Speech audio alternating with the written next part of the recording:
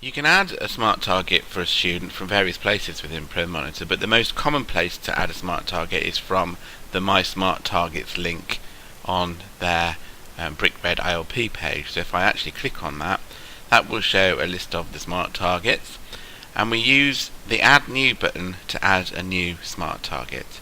So you just click on the Add New button.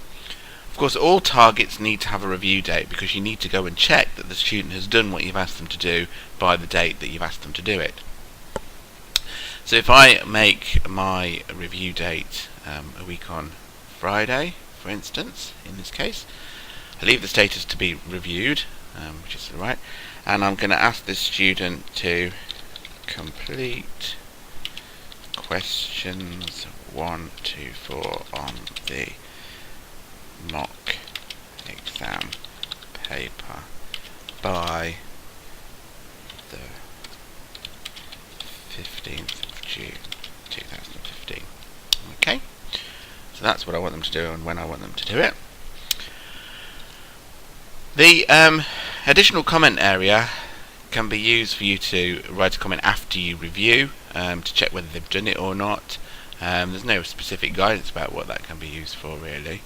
You need to specify the category for the target. Now this is a maths mock exam, let's imagine, so I'm going to say that it's a maths target that I'm setting. Notice that's colour coordinated, and that will give that target a particular colour border of yellow. Okay. If the student is actually enrolled on some courses at the college, then you can select the enrolment here, and that's important so that you can retrieve, if you are, for instance, a maths teacher, just the maths targets from the smart target page. So if that's available, it isn't available for this student because this student isn't enrolled in any programs, but you would have a drop-down list of the main program there plus the English and maths qualifications. So select the one that it is, and it will mean that you can filter for that on the front page of their smart targets. Now if the mark book has been set up for the student, then it will allow you to select even the unit that this target is connected with, and even the assessment within that, or the assignment within that unit. So again, that's useful for the filtering options on their smart target page, so you can see all of the targets that you set for a particular unit as the number of targets increases throughout the year.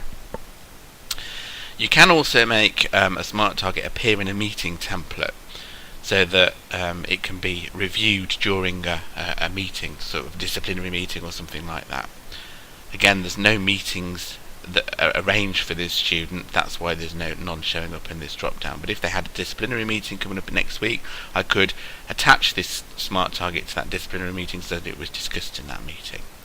Once you've filled in all the bits of the form that you need to fill in, by the way, the student should agree any target that you set for them. If they're sitting with you, you can tick that box while you're actually setting the target.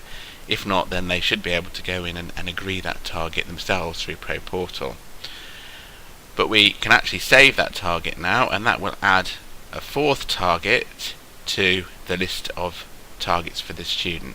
Notice it's not put it at the top of that list, and that's because these are arranged by default in the review order, the review date order. So this is for the 12th of June, so therefore it's further down the table. There are smart targets that need reviewing before that date.